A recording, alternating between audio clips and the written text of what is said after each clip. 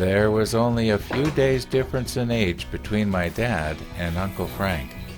And here's the way the story goes, if I remember it correctly, and I think I do.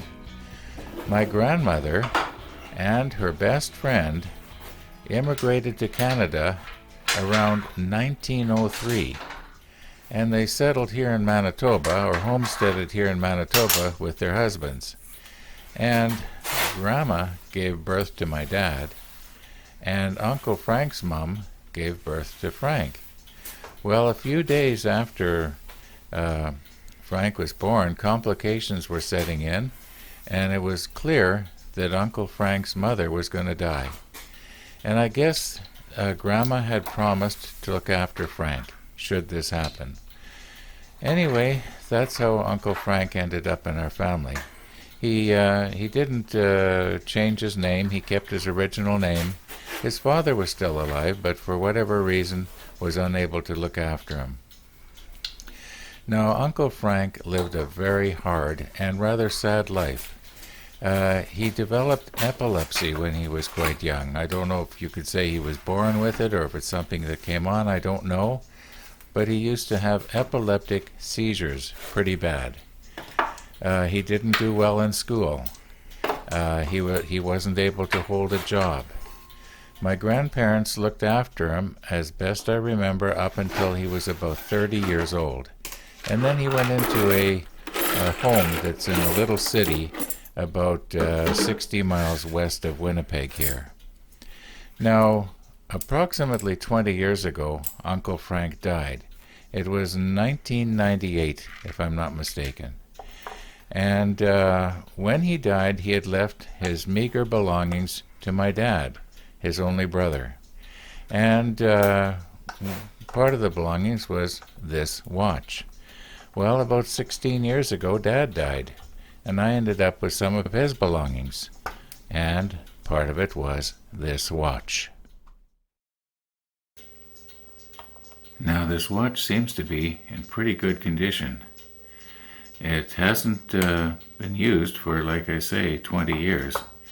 And I was a bit concerned that possibly the battery inside may have corroded the insides, but I don't think it has, because there is absolutely no sign of any corrosion anywhere on the metal parts on the inside, on the dial here, like the hands or anything like that.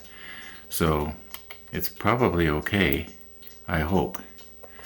But the thing to do now is to try and carefully remove the back.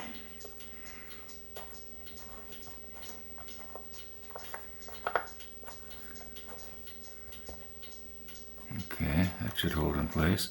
You know, I probably should take the bracelet off as well, because it's probably be a good idea to clean it. Although, you know what, maybe not. It's not too bad.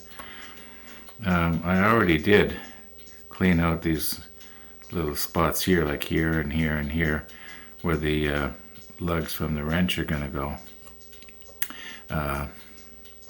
Actually, this watch was pristine compared to the watch that I'm wearing right now, my work watch. So, you know, Uncle Frank did pretty good here.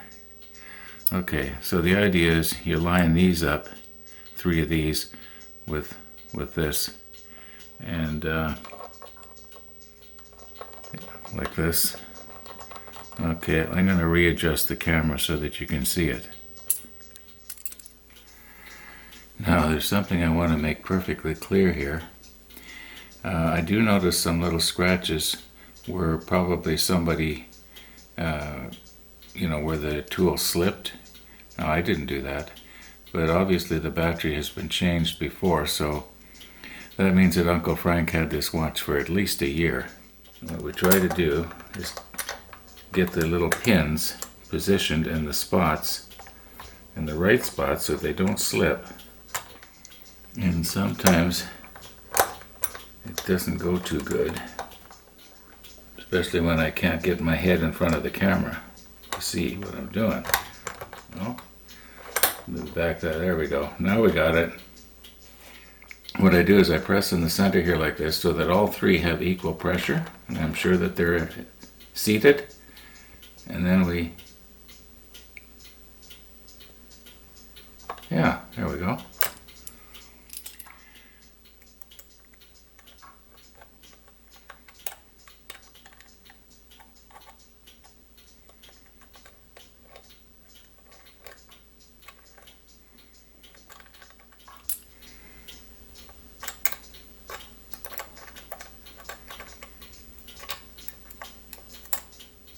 Okay, once again I'll reposition the camera here and we'll have a nice close look at that battery.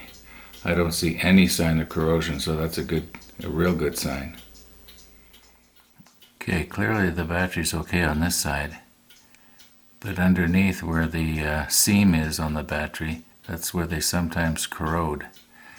So yeah, if I had wanted to take this movement out here, I think I'd have to remove the stem, but I don't want to take it out. I don't see any reason why I have to. So let's just see if we can't remove this battery now.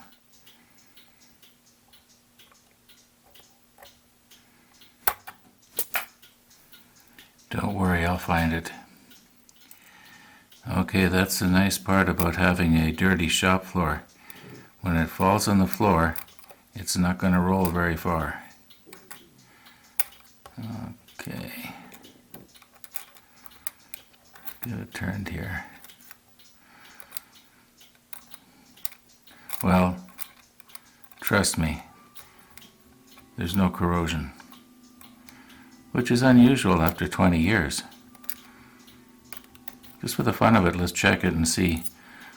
Oh, I want to show you something. You notice how I picked it up like that? You wouldn't want to pick up a new battery like that. You'd be shorting it out with your tweezers here. So, just for the fun of it, like I say, let's check the voltage. Now I'm thinking at this point, if I'm smart, I'll put the cover back on. We'll just try and keep as much dirt out as possible here.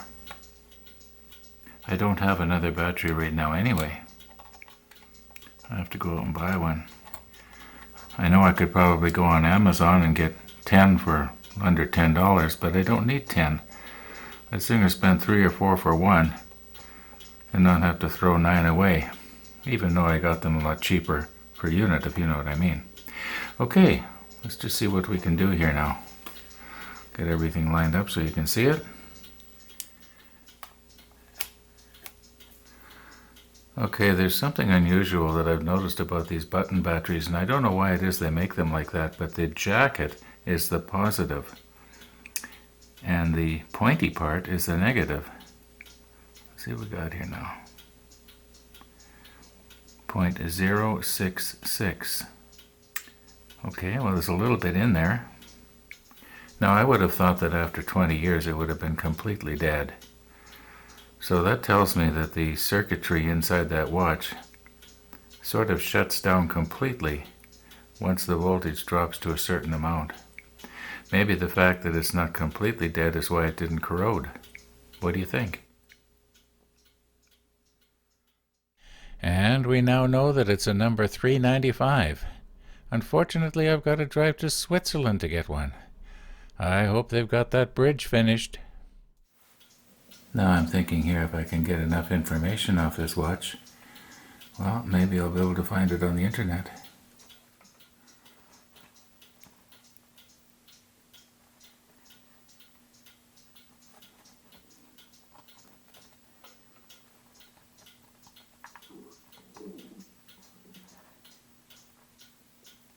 And it's things like this that I'm going to want to put in Google. And that is Y142-8000A1.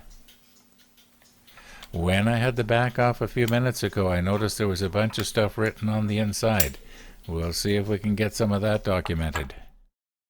Now, point of interest here, just above the word push, you'll see a little tiny arrow, and it's pointing at a part that has sort of like a little dimple in it. Now, if I was to push down on that, that should release the stem so I could pull it out to get the movement out. But I don't want to. Murphy's Law says I won't be able to get it back.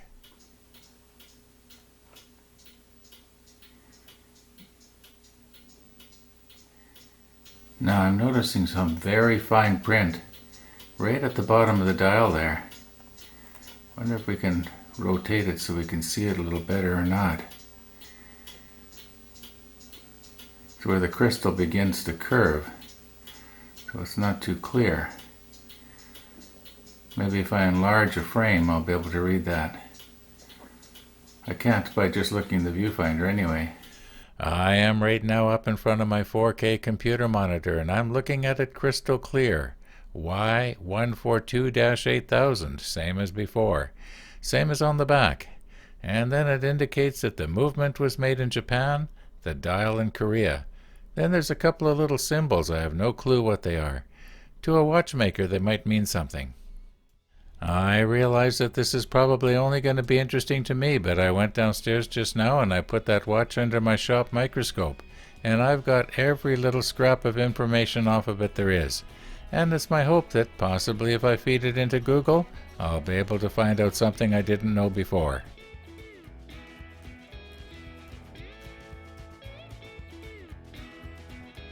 This is the only image I was able to find of it that looked anything like Uncle Frank's watch. And as far as the movement itself goes, well, apparently you can still buy a replacement movement. You know, if the watch was very meaningful to you and a jeweler could, fix it for you. Or, I'll bet you I could probably do it myself. However, for about $10, I could buy another movement. But you know what? I think I'm going to wait and see if possibly I can't make this one go. All I have to do is get one of those batteries, so next time I go to Superstore to buy groceries, I'll pick up a battery. And then we'll have an update. Thanks for watching.